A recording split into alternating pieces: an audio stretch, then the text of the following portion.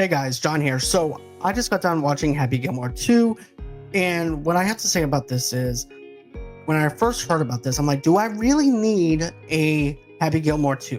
Especially with the way Happy Gilmore 1 ended. Is it just like a one and done movie? Do I really need to see a part 2 to this?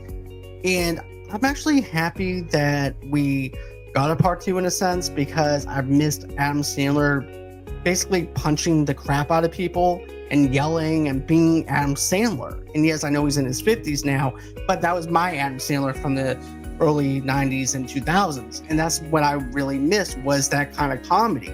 And whenever I saw the trailer, I'm like, okay, is this basically Easter eggs for the sake of having Easter eggs? Or are these just cameo characters for the sake of having cameo characters in this to do callbacks to the first one?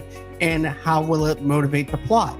So with this, you have Happy Gilmore. He winds up winning his first Ford championship in 1996, and Happy has a successful career as a golfer.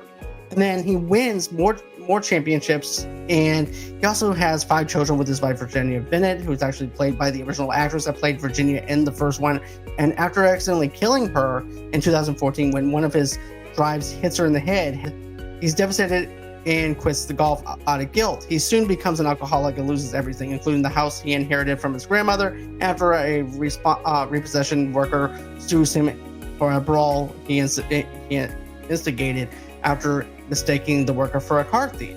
So 11 years, Happy works at a supermarket with his only daughter and youngest child, Bina. Well, his 4 sons, Gordy, Wayne, Bobby, and Terry, have all moved out and taken blue-collar jobs to support their father and sister.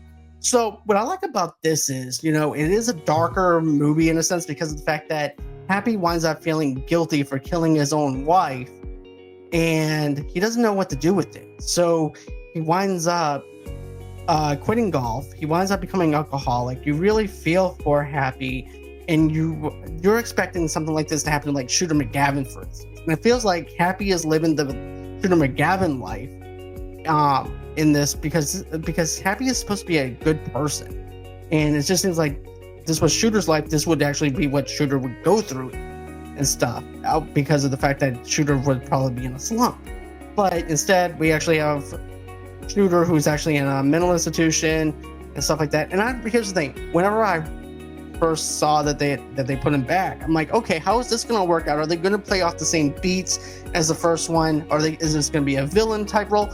But the way they do it and handle the Shooter and Happy Gilmore back and forth was really good. I liked the smack talking between the two of them. I thought the chemistry between Shooter McGavin and Happy still works.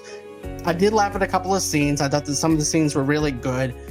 As far as everything else goes, the Easter eggs, it was okay. It was not something where I was like geeking out over or anything like that. Yeah, you have Ben Stiller in this. He played the character that was in Happy Gilmore 1, where he was taking care of the grandmother, an orderly taking care of Happy's grandmother. But at the same time, though, why is he doing that weird voice? Because I liked it better whenever it was just Ben Stiller just being Ben Stiller and having a regular voice versus having that kind of voice. That's like a little nitpicky thing. And then there was also, everybody has a kid in this movie. And it was just cameos after cameos and callbacks after callbacks. And I feel like that it doesn't give the movie a chance to breathe and let it be its own thing, instead of doing all these callbacks to the first one.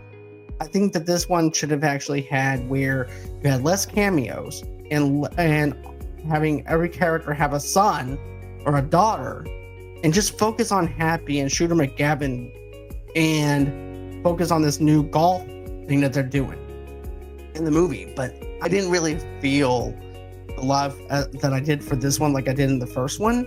But I laughed at some scenes. I thought some scenes were really good. I just didn't really like the whole entire having the cameos for the sake of having cameos and stuff like that, and letting it breathe on its own. But yeah, so with that, I'm just gonna have to give this like a 3.5 out of 5. I enjoyed some aspects of it, some aspects I just didn't like. But other than that, though, if you guys are wanting to see this and streaming it, I definitely recommend it, so that way you guys can at least say you saw it. And tell me what you guys think. Did you guys like it? Do you guys feel the opposite of me? Tell me what you guys think. I'd like to know in the comments below. Don't forget to smash the like button, subscribe button.